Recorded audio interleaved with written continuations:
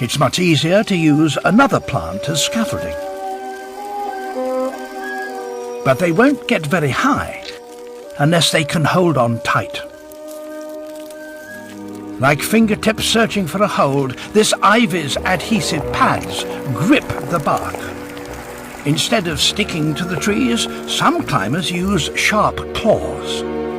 The cat's claw creeper hooks its tendrils into the tiniest crevices and hauls itself to the top.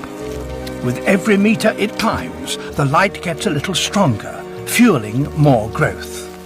This tendril of a passion flower seems to flail aimlessly in midair, but in fact it's searching for an anchor point.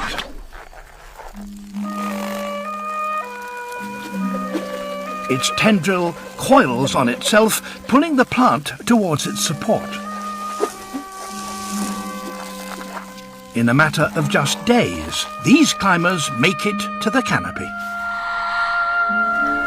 Now, with light in plentiful supply, these plants are able to flower.